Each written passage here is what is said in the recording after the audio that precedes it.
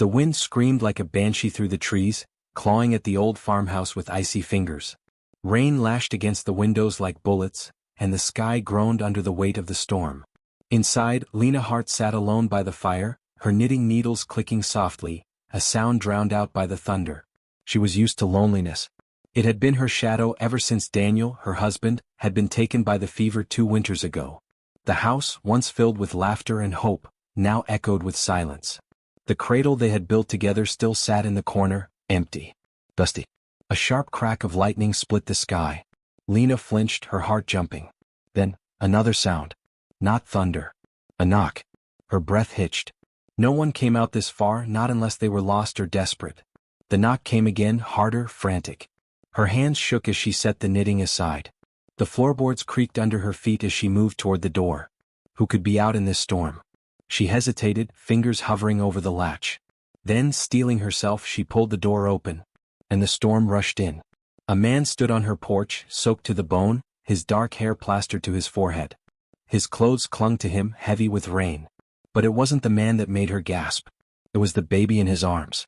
A tiny thing wrapped in a tattered blanket, its face red from crying. The man's grip on the child was tight, protective, but his eyes, wild, desperate, locked onto Lena's. "Ma'am," he rasped, his voice rough like gravel. "Please." Lena's pulse roared in her ears. The baby let out a weak whimper, its tiny fingers curling. Who are you?" she managed. The man swallowed hard, rainwater dripping from his jaw. "Name's Derek Carter. And this?" He looked down at the child, his throat working. "He ain't mine. But the Lord led me to you." Lena's chest tightened. What kind of madness was this? A stranger, a baby, a storm, all at her doorstep? The wind howled between them, pushing rain into the house. The baby shivered, its lips turning pale. Derek's voice dropped, low and urgent. "He's sick. Fever's burnin' him up. I didn't know where else to go." Lena stared at the child. Baby. Alone in the storm. Her hands, without her even telling them to, reached out. "Give him here," she said. And just like that, her quiet, broken world tilted on its axis. The baby's skin burned against Lena's fingertips like a stove left too long on the fire. His tiny chest rose and fell in quick, shallow breaths, each one a struggle. She had seen sickness before, had held Daniel's hand as the fever stole him from her, but this was different. This was a child, helpless and alone, depending on her. Derek hovered in the doorway, rainwater pooling at his boots. His eyes never left the baby, dark with something Lena couldn't name, guilt? Fear. "How long has he been like this?" she demanded, pressing a damp cloth to the baby's flushed forehead. Derek's jaw tightened. "Since I found him." "And when was that?" "Near sundown." His voice was rough, like he hadn't used it much before tonight. "Outside a church, wrapped in this." He held up the tattered blanket, thin, frayed at the edges, no protection against the storm. Lena's stomach twisted. "Just left there?" "Not just left." Derek reached into his coat and pulled out a scrap of paper, water-stained but still legible. This was pinned to him. 2 words written in a shaky hand. "Protect him." A chill ran down Lena's spine. She looked back at the baby, his lashes fluttering, his tiny fingers curling around her thumb. Who would abandon a child? And why? The wind howled outside, rattling the shutters. The fire flickered, casting long shadows across the room. "We need to get his fever down," she said, more to herself than to Derek. She moved toward the kitchen, the baby cradled against her chest. Derek followed, his boots heavy on the floorboards. "You know what to do?" "Enough." She didn't tell him she'd learned from watching Daniel fade away. Didn't say how the memories clawed at her now. Instead, she dipped a clean cloth in cool water and pressed it to the baby's neck, his wrists. "He needs a doctor." "Ain't one for miles," Derek muttered. "And the storm. Then we do what we can." Her voice was sharper than she meant it to be. Silence settled between them, broken only by the baby's whimpers and the crackle of the fire. Lena stole a glance at Derek. He stood stiffly, like a man braced for a fight, his hands clenched at his sides. A soldier's stance, she realized. He'd seen battle. "Why bring him here?" she asked quietly. "You don't know me." Derek's gaze flicked to the empty cradle in the corner, then back to her. "Saw your fence on the way into town." "The sign." Lena's breath caught. The sign was old now, the paint peeling, but the words were still clear. Hart Home, safe haven for children in need. She hadn't taken in a child since Daniel died. Hadn't thought she could bear it. And yet here she was, holding a stranger's baby, her heart pounding in a way it hadn't in years. The baby stirred, his face scrunching up before he let out a weak cry. Lena rocked him gently, humming under her breath, a lullaby she'd once dreamed of singing to her own. Derek watched her, something unreadable in his eyes. "You'll keep him tonight?" Lena hesitated. Every part of her that still ached whispered no. But the baby's fingers curled around hers, clinging tight, and the word that came out was, "Yes." The fire had burned low, leaving the room bathed in flickering orange shadows.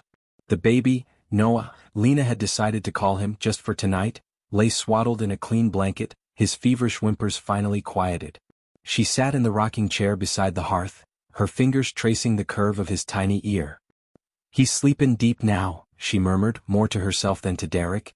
The man in question stood near the window, his broad shoulders blocking part of the storm's fury still rattling the glass. He hadn't moved for near an hour, just stared out into the blackness like he expected something, or someone, to come charging out of it.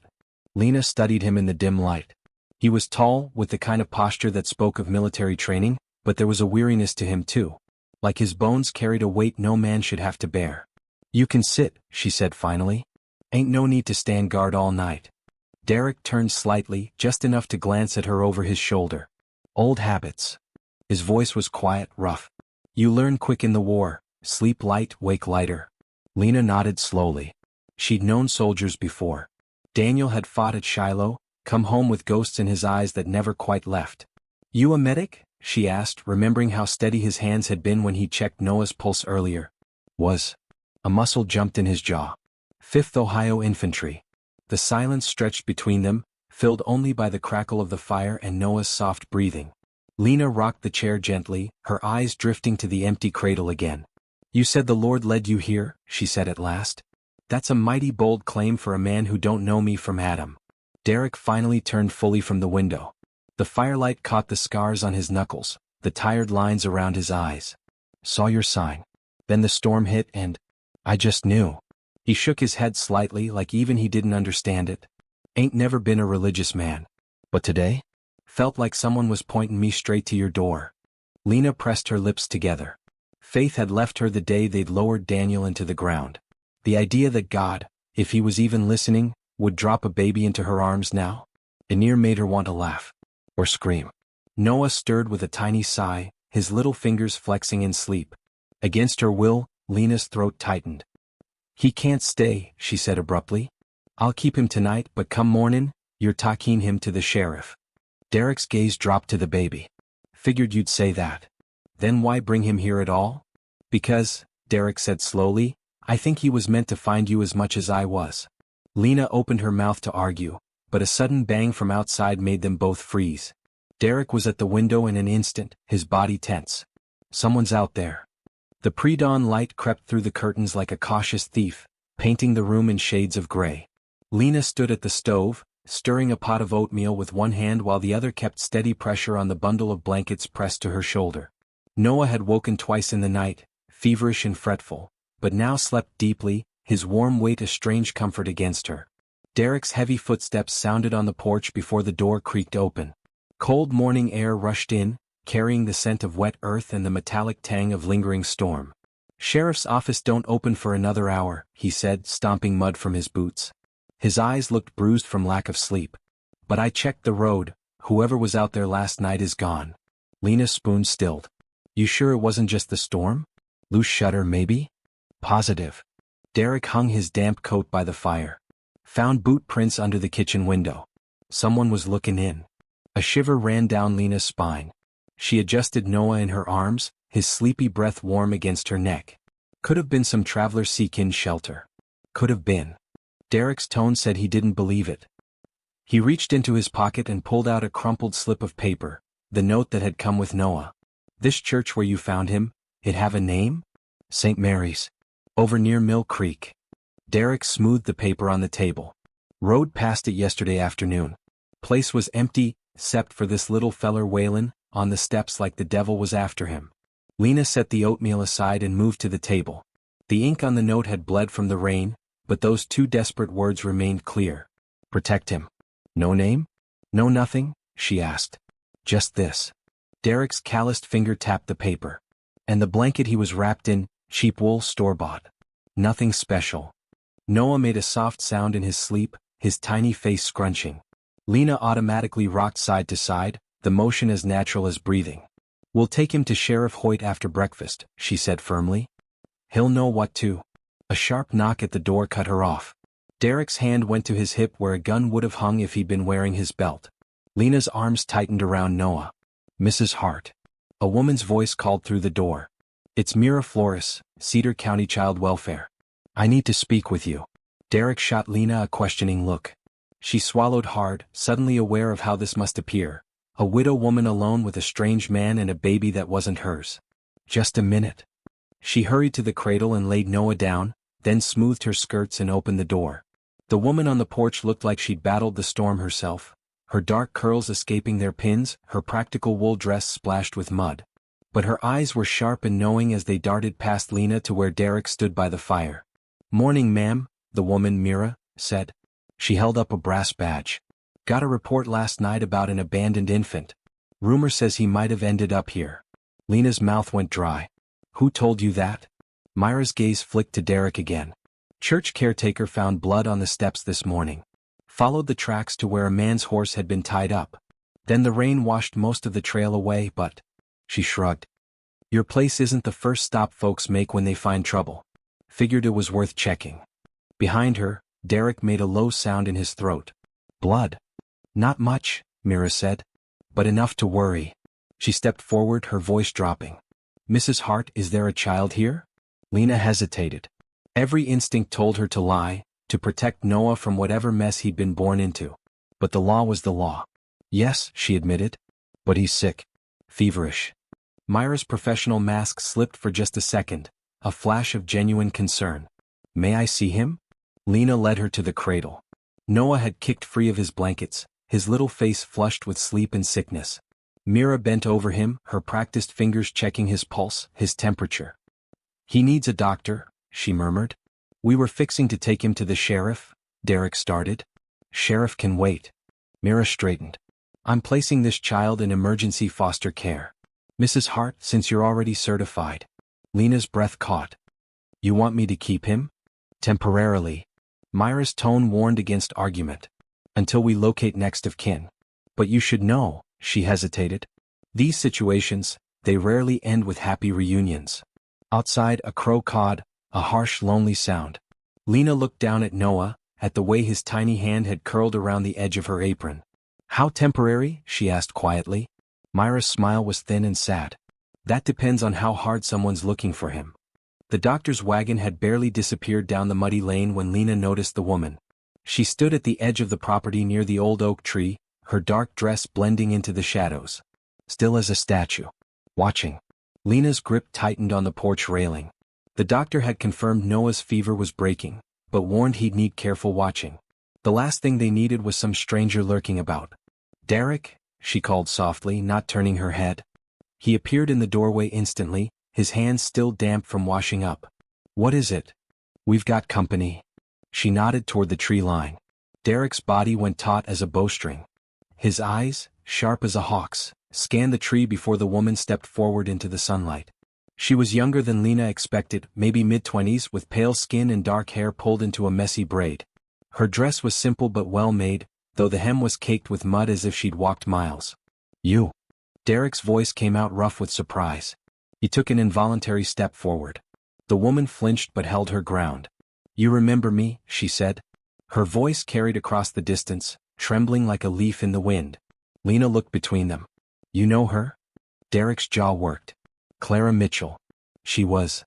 "I'm Noah's mother," the woman interrupted. Her hands clutched at her skirt. "Please. I just want to see my baby." The world seemed to tilt beneath Lena's feet.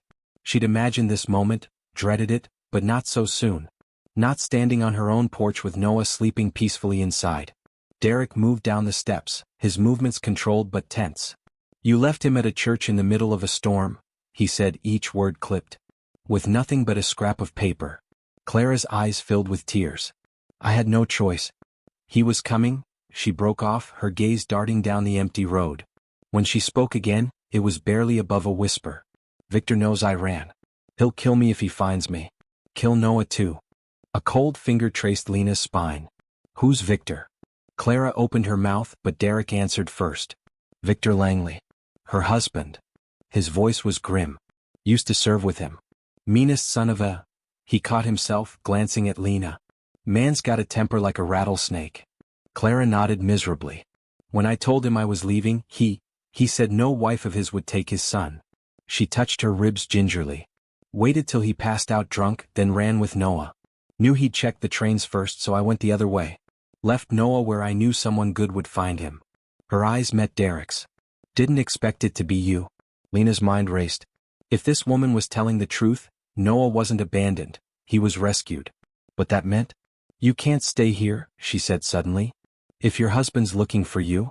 He is. Clara's voice broke. Saw one of his men at the train station yesterday. That's why I didn't come sooner. Derek's hand went to the knife at his belt. Anyone follow you here? I don't think so. I walked the creek bed, doubled back twice. A sound from inside the house cut her off. Noah's sleepy cry. Clara's face transformed. Oh God, that's him. She took an involuntary step forward. Please just let me hold him. Just for a minute. Lena's heart twisted. She'd been a mother for less than a day, but already the thought of handing Noah over, even to his real mother, made her chest ache. Derek was watching her, his expression unreadable. Waiting for her decision. The baby's cries grew louder. Lena took a deep breath. Come inside, she said. But you leave when I say. And if anyone comes asking. I was never here, Clara finished. Tears streamed down her face as she hurried up the steps. Thank you. Thank you both. As Lena followed her inside, she caught Derek's eye. His grim expression said what neither of them would voice aloud. This wasn't over. Not by a long shot. Somewhere out there, Victor Langley was hunting. And he wouldn't stop until he found what belonged to him. The first light of dawn painted the prairie in shades of gold and pink when Lena heard the screams. She bolted upright in bed, her heart hammering against her ribs. For a disoriented moment, she thought it was Noah, but the baby slept soundly in his cradle beside her, his little chest rising and falling in perfect peace. The cry came again, a raw, guttural sound that raised the hair on her arms. Derek. Lena threw off her quilt and hurried barefoot into the main room. Derek thrashed on the pallet by the cold fireplace, his face slick with sweat, his hands clawing at invisible enemies. No, fall back. Fall? His voice cracked on the words, choked with terror. Lena hesitated. Daniel had suffered night terrors after the war, and she'd learned the hard way that touching a dreaming soldier could earn you a black eye, or worse. Derek, she called sharply instead, keeping her distance. Wake up. He jerked upright with a gasp, his wild eyes scanning the room like he expected cannon fire. His breath came in ragged gulps, his hands trembling where they gripped his knees. Lena moved slowly, like approaching a spooked horse. You're in Kansas, she said quietly. At my farm. It's May 1878. Noah's safe. Derek blinked at her, the fog of war slowly clearing from his expression. His throat worked as he swallowed hard. I was back at Chickamauga. His voice was hoarse. The screams? I could still hear the screams. Lena didn't ask which screams. She'd heard enough veteran stories to know some battlefields never left a man. She fetched the tin cup from the washstand and handed it to him. Derek drank deeply, his Adam's apple bobbing. When he lowered the cup, his hands had steadied some. Sorry I woke you. Couldn't sleep much anyhow, Lena admitted. She nodded toward the kitchen. Coffee's on. Might help settle your nerves. They moved quietly so as not to wake Clara, who'd fallen asleep in the rocking chair with Noah cradled in her arms. The young mother had wept for nearly an hour while holding her son, whispering apologies against his downy head. Derek stared at them now, his expression unreadable. She tell you anything else last night? He asked as Lena poured coffee. Not much. Lena handed him a chipped mug. Said Victor started hitting her soon after they married. Got worse when she was carrying Noah. Derek's knuckles whitened around his cup. Figures. Man always did have a mean streak. You served with him? 5th Ohio. Derek's gaze grew distant. Winter of '62 we were holed up near Nashville. Victor caught a rebel scout sneaking into camp. Boy couldn't have been more than 14. He swallowed. Command said to take him prisoner. Victor slit his throat instead. Lena's stomach turned. And they let him stay in the army? War makes monsters of men, Derek said quietly. And some men were monsters to start with. A soft cry came from the other room. Clara stirred, rocking Noah gently as he fussed. "Shoo, my sweet boy," she murmured, her voice thick with sleep. "Mama's here." Lena watched them, an unexpected ache blooming in her chest. However this ended, Noah would be taken from someone who loved him, either from Clara if Victor came or from her, if the courts gave Clara her child back. Derek seemed to read her thoughts. "We'll figure something out," he said gruffly. "Oh. If Victor's as dangerous as you say, then we don't let him find her." Derek set his cup down with finality. "First light tomorrow I'll ride into town. See if Hoyt's heard anything about Victor passing through." Noah's cries grew louder. Clara stood, swaying gently as she tried to soothe him. "I think he's hungry," she said apologetically. Lena moved to the icebox. "Got some goat's milk the doctor said would do." She warmed it in a pan, then poured it into a clean glass bottle with a rubber nipple, one she'd kept from her fostering days. Clara accepted it with a grateful smile. "You're so good with him." "Had practice," Lena said shortly. She watched as Clara settled into the rocker and offered Noah the bottle. The baby latched on eagerly, his tiny hands kneading the air. Derek cleared his throat. "Clara, you remember anything else about Victor's plans? Anywhere he might have said he'd look for you?" Clara's face paled. He has cousins in St. Louis. Said once if I ever ran he'd check there first." She bit her lip. "But that's 3 days' ride east. If he went that way, then we've got time," Derek finished. He caught Lena's eye. "Enough to make a plan." Noah finished his bottle with a contented sigh, his eyelids drooping. Clara pressed a kiss to his forehead before reluctantly holding him out to Lena. "You should put him down," she whispered. "He always sleeps better in his cradle." The word struck Lena like a physical blow. His cradle. Not just any cradle, the one she and Daniel had built together. The one that had stood empty for so long. She took Noah gently, his warm weight settling into the crook of her arm. As she carried him to the bedroom, she heard Clara's quiet weeping and Derek's low, comforting rumble. 3 broken souls brought together by one tiny life. Lena didn't know how this would end, but as she laid Noah in the cradle and watched his chest rise and fall, she knew one thing for certain. She wouldn't let Victor Langley take him without a fight. The mercantile's bell jangled as Derek shouldered open the door, the scent of leather and dried apples wrapping around him. He tugged his hat lower, scanning the dim interior. Old man Henderson stood behind the counter, polishing a set of scales with his shirt sleeve. 2 farmers huddled near the pickle barrel, their conversation dying when they noticed Derek's entrance. "Morning, Henderson," Derek said, keeping his tone casual. "Need supplies." The shopkeeper's watery eyes narrowed. "Ain't seen you in town since you brought that baby to Lena Hart's place." He leaned forward, voice dropping. "That true what they're saying? You found him on the church steps." Derek's spine stiffened. Gossip spread faster than cholera in small towns. "Sheriff's handling it," he said evenly, sliding a list across the counter. "Sugar, coffee, and 2 yards of flannel if you've got it." One of the farmers, a grizzled fellow with a tobacco-stained beard, ambled closer. "Heard there was blood at the church." "Heard wrong," Derek lied smoothly. The less people knew, the safer Clara and Noah would be. The bell jangled again. A hush fell over the store as a stranger stepped inside, tall, broad-shouldered, with a cavalryman's swagger and a silver-tipped cane that tapped ominously against the floorboards. His fine wool coat and polished boots marked him as a city man, but the revolver on his hip said he wasn't to be trifled with. "Gentlemen," the stranger said, tipping his hat. His smile didn't reach his cold gray eyes. "Might you direct me to the sheriff's office?" Henderson wiped his hands on his apron. "Down the street past the livery. But Sheriff Hoyt's out at the Thompson farm till noon." "A pity." The stranger turned his gaze on Derek, lingering a beat too long. "Perhaps you could assist me instead. I'm looking for my wife, Clara Mitchell. Pretty little thing, dark hair. Might have our baby boy with her." Derek's pulse roared in his ears. He kept his face blank, a skill honed in Confederate prison camps. "Can't say I've seen her." "Is that so?" The man Victor tapped his cane thoughtfully. "She was last seen near St. Mary's Church. You're familiar with it?" "Passed by once or twice." Derek forced himself to meet Victor's gaze. The man's pupils were pinpricks, his breathing too steady. Laudanum likely. The same opiate haze Derek had seen on him after Chickamauga. Victor stepped closer, the scent of bay rum and gun oil clinging to him. "Strange thing," he murmured just for Derek's ears.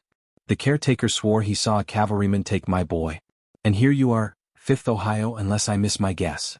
His gloved hand brushed Derek's sleeve where his regiment's tattoo hid beneath the fabric.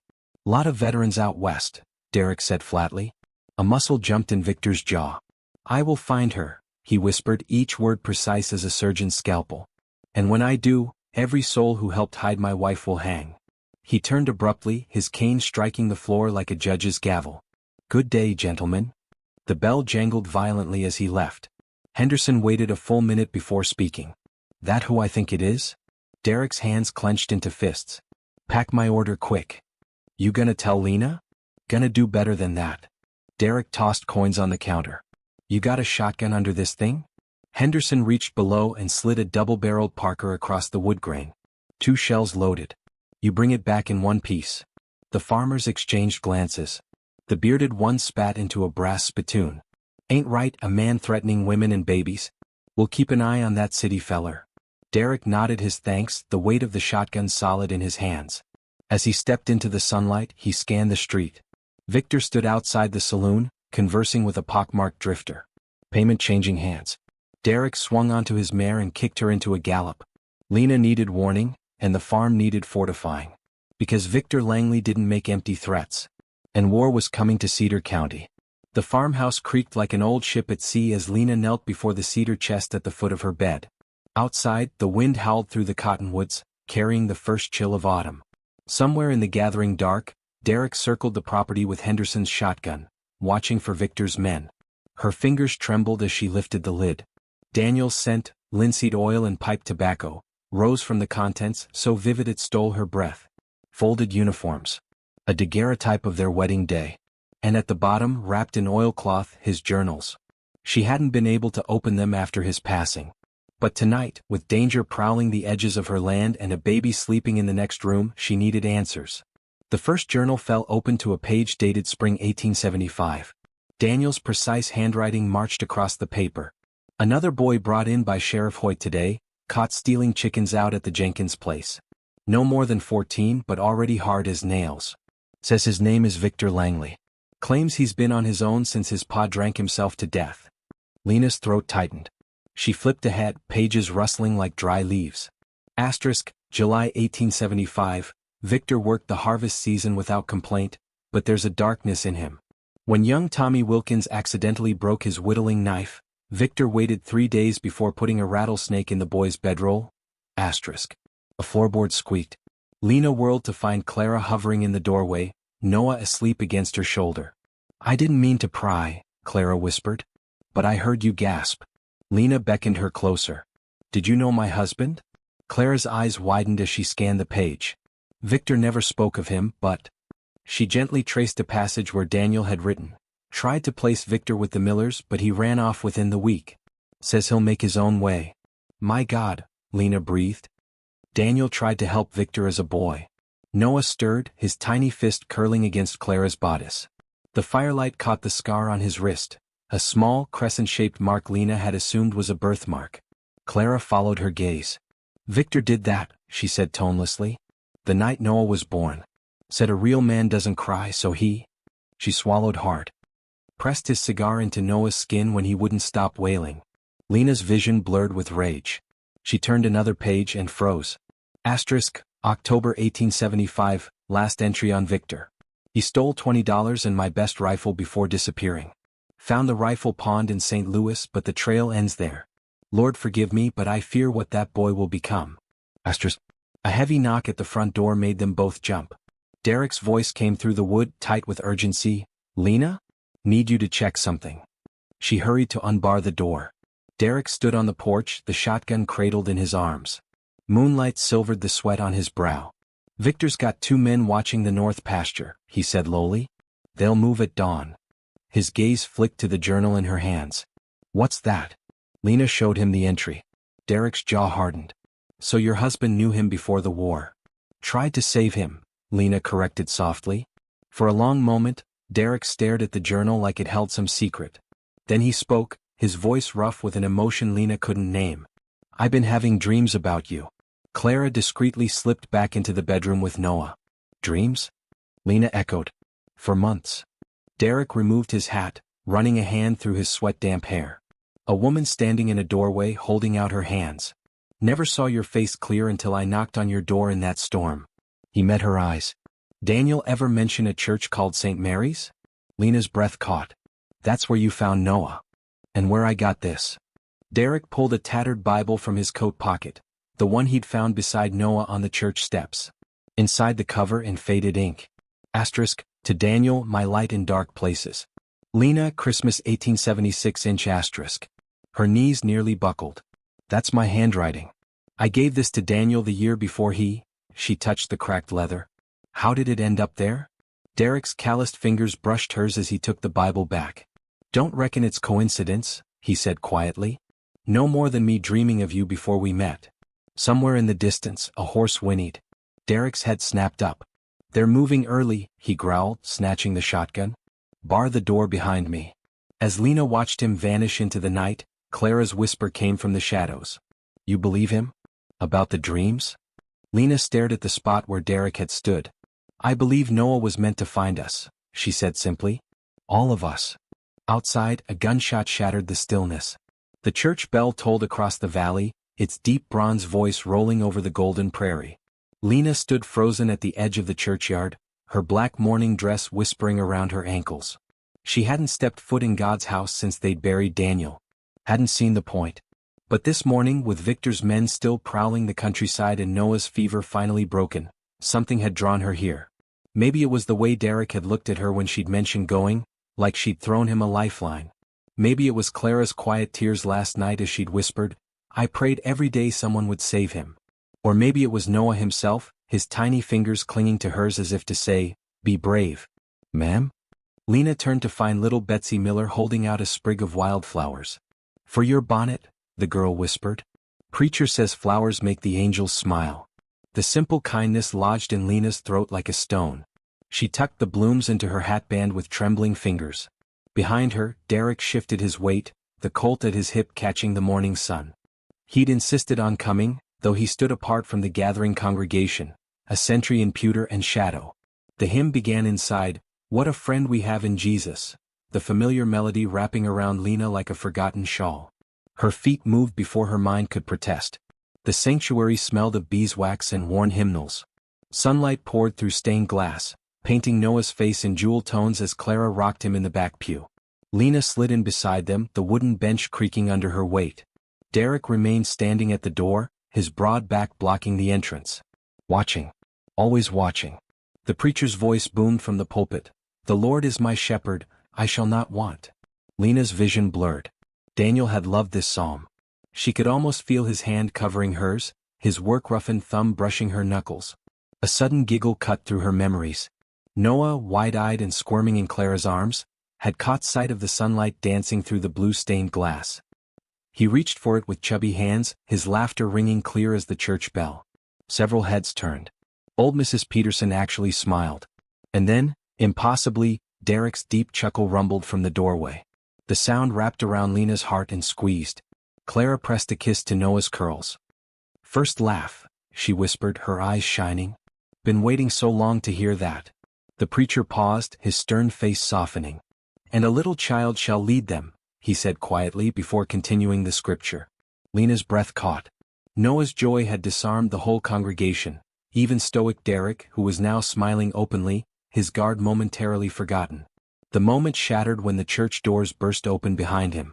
Sheriff Hoyt stood framed in sunlight, his badge askew. Derek, ride back to your place quick. Victor's men just torched Henderson's store looking for Clara. The blood drained from Lena's face. Derek was already moving, his hand closing around her elbow as he pulled her up. Take Noah to the root cellar, he ordered, low and urgent. Clara with me will draw them off. Clara hesitated, her arms tightening around Noah. Go, Lena urged, pressing a quick kiss to Noah's forehead before passing him to his mother. We'll keep him safe. As Derek and Clara disappeared in a cloud of dust, Lena scooped up the wildflower from where it had fallen from her bonnet. She tucked it into Noah's blanket, a tiny prayer made flesh. The church bell tolled again as she ran for home, its mournful peal chasing her across the fields. The acrid stench of burnt timber hung over Main Street as Derek dismounted outside the smoldering remains of Henderson's mercantile. Townsfolk formed a bucket brigade, their faces streaked with soot and fury. Sheriff Hoyt stood in the wreckage, holding a singed piece of paper between thumb and forefinger. Left this nailed to the post office door, Hoyt said, handing it to Derek. The message, written in Victor's precise military script, burned worse than the embers at their feet. Return my son by sundown or the church burns next. V.L. Derek crushed the paper in his fist. He's bluffing. Ain't no man fool enough to torch a house of God. That ain't all. Hoyt jerked his head toward the jailhouse. Got company. Victor sat inside the cell, his fine coat draped over the cot like he was lounging in a St. Louis hotel. The silver tip of his cane flashed as he rose. Ah, Sergeant Carter. Come to admit you've been harboring my stolen child? Ain't your child, Derek growled. Clara told us everything, the cigar burn, the beatings. Victor's smile turned razor thin. My dear wife suffers from female hysteria. Doctors confirmed it. He withdrew a folded document from his breast pocket. But since you require proof, observe the birth registry from St. Luke's Hospital. Father, Victor Langley. Mother, Clara Langley née Mitchell. Derek scanned the paper, official-looking with a raised seal. But something about the ink struck him as odd. This is fresh written. A copy, Victor admitted smoothly. Though if you doubt paternal science. He tapped his cane against the bars. Shall we compare the child's features to mine? The shape of the ears, perhaps? Or we might employ the new blood science. That's snake oil, Hoyt interrupted. Ain't no court accepts them blood tests. Victor's gaze never left Derek. Then let me see the boy. If he doesn't know his own father's voice, I'll leave peacefully. A cold trickle of doubt seeped down Derek's spine. Medical journals back east debated heredity theories. Could eye color or ear shape truly prove kinship? Even the much-touted blood tests, merely mixed samples to watch for clotting, a method reputable doctors mocked as Barnum biology. Well, Carter? Hoyt asked quietly. We got till sundown to decide. Derek stared at Victor's hands, the same hands that had held a knife to that rebel boy's throat at Nashville. Now they clutched the cane with possessive hunger. Bring Dr. Schrader, Derek said abruptly. What for? Hoyt frowned. Oldest medical test there is. Derek stepped nose to nose with the bars. Let's see if Noah cries when Victor holds him. Victor's polished mask slipped for half a heartbeat, just long enough to reveal the monster beneath. The social services office smelled of ink and coal oil, the walls papered with outdated notices about orphan trains heading west. Lena clutched Noah against her chest, his tiny fingers tangled in her cameo brooch, the one Daniel had given her on their wedding day. Across the scarred oak desk, Mira Flores sorted through papers with a frown. I'm sorry, Mrs. Hart, Mira said at last. Mr. Langley's documents appear valid. The court recognizes blood relation as paramount. Even when the father's a known brute? Derek's knuckles whitened on his hat brim. Half the town saw him threaten. Allegedly threaten, Mira corrected. She held up a telegraph slip. St. Luke's Hospital confirms this birth record. And Judge Whitmore rules tomorrow on custody. Noah whimpered as Lena's grip tightened. The waiting room door creaked open, revealing Victor lounging against the frame, his cane tapping a jaunty rhythm. Ah, the happy family, he purred. Come to surrender my property? Derek was halfway out of his chair before Mira intervened. Mr. Langley, you were told to wait outside. Victor's smile didn't reach his dead fish eyes. Merely ensuring due process, madam. He tossed a velvet pouch onto the desk. Gold coins spilled out, enough to buy 10 farms. For the child's expenses these past weeks. Lena recoiled as if struck. We're not your hired nurses. No, Victor agreed softly. You're the thief who stole my son. Mira stiffened. That's quite enough. She swept the coins back into the pouch. Mrs. Hart has legal foster rights until the judge rules. Now if you'll excuse us. When the door closed, Mira exhaled sharply. Lena, go home. Lock your doors. And for God's sake, document every interaction with that man. What good will that do? Derek growled. You saw how he bought. The orphan trains leave Thursday. Myra's whisper was barely audible. If the judge rules for Victor, I can delay paperwork just long enough for... She trailed off meaningfully. Lena's breath caught. Mira was suggesting they run, to bundle Noah onto one of those westbound trains crammed with parentless children. The thought of him disappearing into some stranger's frontier home made her physically ill. There's another way, Derek said suddenly. Clara's his legal wife. If she testifies. Against her husband? Mira shook her head. The law doesn't recognize a woman's testimony over her spouse's. Not in custody cases. Noah began to fuss, his cries escalating. Lena realized dimly that she was shaking. The law, the money, the entire system was rigged in Victor's favor. Derek's hand closed over hers, steadying. Then we find proof even a bot judge can't ignore. Outside, thunder rumbled. The first fat raindrops hit the window like a warning. The Pinkerton Detective Agency seal gleamed in the lamplight, a single blood-red eye staring up from the dossier on Reverend Hale's desk. Derek ran a calloused finger down the faded telegram transcripts, each one more damning than the last. Subject VL discharged from 5th Ohio Infantry for excessive brutality, he read aloud. Confirmed involvement in the Nashville Scout execution. Later arrested in St. Louis for. His voice hardened. Assault upon a female shopkeeper. Charges dismissed after witness recantation. Reverend Hale adjusted his spectacles. I pulled these when your telegram arrived. The Pinkertons keep files on every veteran with troubling tendencies. His gaze flicked to Lena, who stood statue still by the church's stained glass, Noah asleep in her arms. But Judge Whitmore won't care about old army gossip. This ain't gossip. Derek slapped down another page. Bill of sale for 2 pounds of arsenic, purchased by Victor 3 days before his first wife's mysterious stomach ailment. Lena made a small wounded sound. The rose window cast fractured light across Noah's face, saintly gold and martyr red. Why would Clara go back to him? She whispered. She wouldn't. Derek tapped a final document, a crudely printed handbill from a St. Louis saloon. Asterisk, found this in Henderson's safe. Victor's been telling folks Clara ran off with a gambler. Put a $50 bounty on her head as a deranged child stealer. Asterisk. The Reverend paled. Good Lord. If he's willing to kill his own wife too. Judge won't see these in time. Derek stuffed the papers into his coat. Outside, the distant whistle of the orphan train sounded like a death knell. Trials at noon. We got 3 hours. Lena suddenly thrust Noah into the Reverend's arms. Take him. Lena, Derek reached for her, but she was already striding toward the altar, her black skirts swirling like storm clouds. You told me God brought Noah to us. Her voice cracked across the empty pews. Then why would he let Victor take him back? The Reverend looked helplessly at Derek, who realized with a start that Lena wasn't asking the preacher. She was asking him. Derek crossed to the altar rail, boots echoing in the hollow silence. Maybe, he said slowly, God's waiting to see what we'll do about it. Noah chose that moment to wake with a gurgling laugh, his tiny hands reaching for Lena. The sound shattered her. She collapsed against the rail, sobs racking her frame. I can't lose him, Derek. Not like I lost Daniel. Not like. Derek knelt beside her, his cavalryman's knees protesting against the hard wood. For the first time since Chickamauga, he prayed aloud. Lord, we ain't been much for church going. But that baby? He nodded toward Noah, now chewing contentedly on the Reverend's watch chain. He deserves better than a monster's raising. So if you're listening, we could use a miracle about now.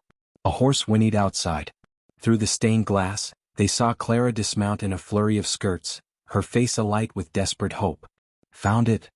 She burst in, waving a yellowed ledger. Daniel's journal entry about Victor's arrest in '75, signed by Sheriff Hoyt himself.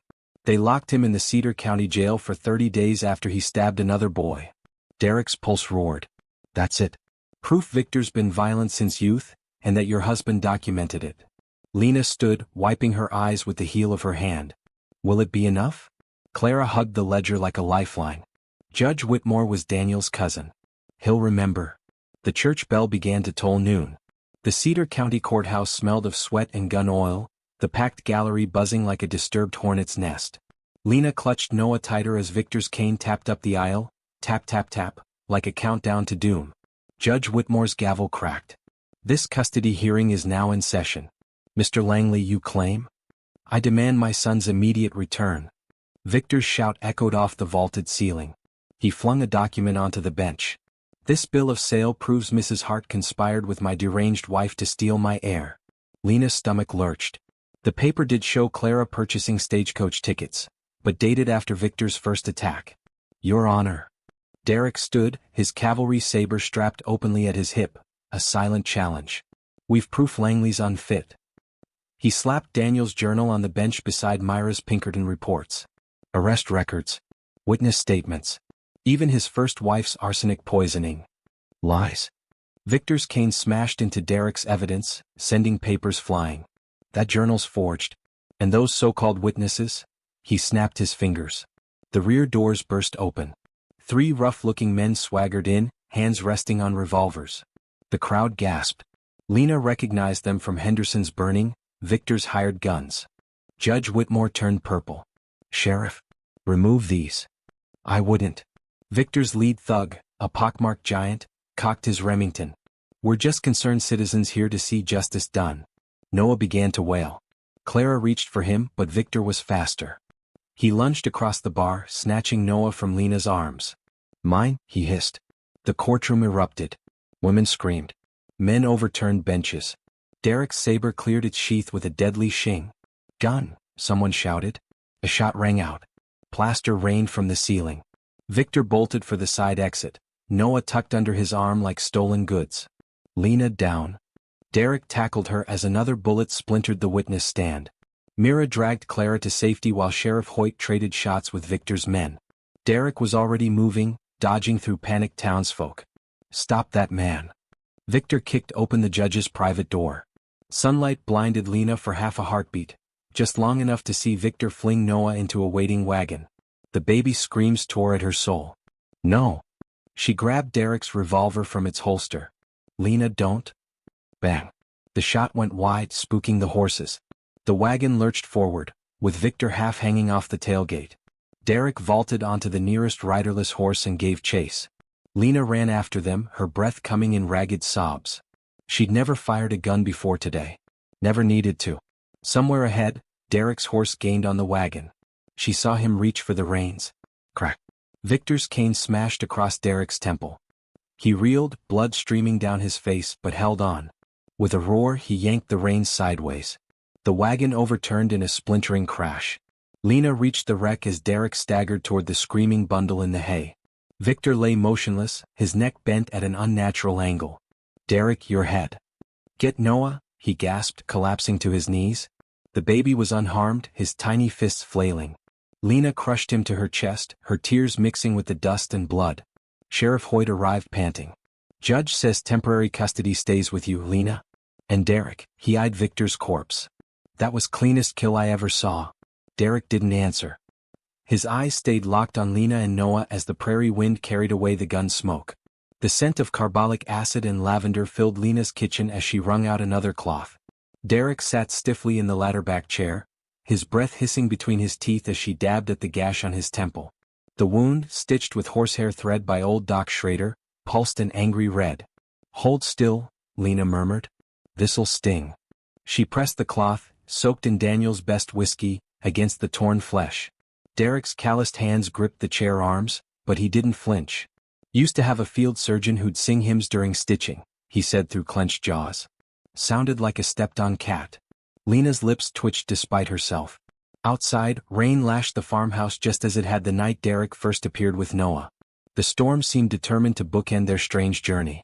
Noah cooed in his cradle nearby, batting at the quilt Clara had sewn for him, her parting gift before leaving for her sister's farm in Wyoming. Be safe, she'd whispered to Lena at the stagecoach, pressing a folded paper into her hand. Read it when the time's right. The note still burned in Lena's apron pocket. There. She tied off the fresh bandage around Derek's head. Don't go brawling again before this heals. Derek caught her wrist as she pulled away. His palm was rough as saddle leather, warm against her skin. Lena. His voice dropped to a rasp. When you fired that gun. I missed on purpose. Like hell you did. His thumb brushed her pulse point. You aimed for the horses. Smartest play in that chaos. Heat flooded Lena's cheeks. She busied herself with the medical tin, clattering the scissors louder than necessary. Clara left us a letter. Derek stilled. What's it say? The folded paper crackled as Lena opened it. Clara's elegant script flowed across the page. Dearest Lena, by the time you read this I'll be halfway to Cheyenne. The judge was right. Noah needs stability I can't give. But I saw how he looks at you. How you both look at Derek. Keep the birth certificate. Burn this letter. And when the time comes, let yourself love again. Forever grateful, Claire. A tear splashed onto the paper, blurring the ink. Lena hadn't realized she was crying. Derek stood slowly, his big hands framing her face. His thumbs caught her tears. She's right, you know. About which part? Lena whispered. All of it. His forehead rested against hers, careful of his injury. Maybe God did bring us together. Maybe it was just dumb luck. But I'm standing here and you're standing here and that baby? He nodded toward Noah, now gumming his own toes. He's ours now in every way that counts. The kiss, when it came, tasted of whiskey and hope. The courtroom smelled of beeswax and nervous sweat as Judge Whitmore adjusted his spectacles, peering down at the stack of documents. Lena clutched Noah in her lap, the baby's chubby fingers twisting in the lace collar she'd sewn special for today. Across the aisle, the county clerk sniffed disapprovingly. Everyone knew unwed couples didn't usually adopt. Mrs. Hart, the judge began, these papers claim you and Mr. Carter seek to jointly adopt the minor child known as Noah Langley. Is that correct? Yes, Your Honor. Lena's voice barely shook. Derek stood stiffly beside her in his only suit, the navy wool he'd worn mustering out of the army. His stitches itched beneath the bandage, but he didn't fidget. The judge flipped a page. Mr. Carter, you state here you're prepared to provide for the child. Yet land records show you own no property. Got 80 acres pending in the Homestead Act, Derek said. House half built near the creek fork. And, he reached into his coat, producing a worn leather pouch. Gold coins clinked onto the clerk's desk. Savings from 5 years mustering pay. Lena's breath caught. That was soldiers' money, every penny earned from blood and battle. Judge Whitmore frowned at the next document. Doctor's affidavit states Mrs. Hart is barren? The word hung like a noose. Lena's vision blurred as the memories surged, the midwife's grim face after the fever, Daniel holding her hand as the doctor said, no children, the way she'd smashed her own china teapot against the barn wall afterward. Your Honor. Derek's voice cut through her thoughts. A woman's worth ain't measured by her womb. A shocked murmur rippled through the room. Even the judge blinked. Be that as it may, Whitmore said slowly, the state prefers traditional families. Have you considered regularizing your situation? He gestured between them meaningfully. Lena's face burned. Derek's ears turned scarlet. We ain't, Derek began. Your Honor. The doors banged open as Reverend Hale hurried down the aisle, trailing pipe smoke and waving a paper. Forgive my interruption, but I've just received this telegram from Cheyenne. He handed it to the judge, who read aloud. To whom it may concern, stop Clara Langley née Mitchell hereby relinquishes all parental rights to Noah Langley stop child to be placed with Lena Hart and Derek Carter stop signed before Judge Ezra Peck stop. The gavel cracked before the echoes faded. Adoption granted. The first autumn leaves swirled around Lena's skirts as she carried the birthday cake across the yard, a towering spice cake sweetened with molasses, its top decorated with a single candle. Noah squealed in Derek's arms, reaching for the treat with frosting-covered fingers from earlier sampling. 1-year-old today, Derek murmured, nuzzling the boy's dark curls. Reckon that calls for. Hoofbeats cut him off. A weary-looking woman in a mud-spattered riding habit dismounted at their gate. Her face, though lined with exhaustion, was hauntingly familiar. Clara? Lena nearly dropped the cake. Noah whimpered and buried his face in Derek's shoulder. Clara's eyes filled with tears at the rejection. I didn't come to disrupt things, she said quickly. Just to bring this. She pulled a legal document from her saddlebag. The gold seal caught the afternoon light. Divorce decree, Clara said, handing it to Derek. Finalized in Denver last month. Victor's death cleared the way. She touched Noah's back lightly. Now no one can ever claim he's not legally yours. Lena's throat tightened. She'd seen that look before, on soldiers' faces after amputation. The agony of something vital being gone, yet the relief that the poisoning wound was finally cut away. Come inside, she said gently. Over cider, Clara told them of her journey, working as a seamstress in Cheyenne, the long legal battle to sever Victor's name from hers. Judge only granted it when I showed him Victor's arsenic purchase records, she admitted. Derek stiffened. You knew about that? Not until after. Clara's cup rattled in its saucer. His first wife's sister found me last winter. Showed me the coroner's report. Noah, sensing the tension, began to fuss. Clara reached into her reticule. I brought him something. She placed a tiny cavalry soldier doll on the table, the kind sold at army posts. Thought he should have something from Victor's better days. Derek turned the toy over. On its base, someone had carved 5th Ohio. He wasn't always a monster, Derek said quietly. At Shiloh, he carried a wounded drummer boy 2 miles through sniper fire. Clara nodded. The war broke something in him. She stood abruptly. I should go. Lena caught her hand. Stay for cake. Noah should know his mother's face. The simple words shattered Clara. She wept into her hands, her shoulders shaking. Derek, awkward but determined, put an arm around her. Noah, fascinated by the doll, chose that moment to laugh. His infectious giggle that made even the chickens seem to cluck happier. Clara lifted her head, smiling through tears. He's perfect, she whispered. And for the first time, Lena truly understood. Love wasn't a single thread but a tapestry, woven with sacrifice and grief and the courage to let new patterns emerge. The U.S. Marshal's badge glinted on the kitchen table like a challenge, its silver eagle catching the morning sun. Derek traced the engraved letters with a calloused finger, Deputy United States Marshal, while Lena read the accompanying letter aloud, her voice tightening with each sentence. In light of your exemplary service with the 5th Ohio, frequent travel required. Dangerous assignments along the Santa Fe Trail. She set the paper down carefully. They want you to hunt outlaws. Outside, Noah's laughter floated through the open window as he chased the new puppy through the apple saplings they'd planted last spring. Derek's gaze lingered on the boy, on the way his tiny boots kicked up dust in the same rhythm as Lena's when she walked. Pays good, he said at last. Enough to buy that Jersey cow you wanted. Maybe even glass windows. Lena wiped flour-dusted hands on her apron, leaving ghostly streaks. When would you leave? Next stage west. Tuesday. 3 days. The unspoken words hung between them. Lena turned abruptly to the hearth, poking at the fire with more force than needed. Noah will miss you. Lena. He stood, the chair scraping loud against the plank floor. Look at me. When she turned, he was holding the badge in one hand and an apple sapling in the other, its roots carefully wrapped in burlap. Marshall said I'd ride circuit 2 months out of the year. Rest of the time. He nodded toward the homestead.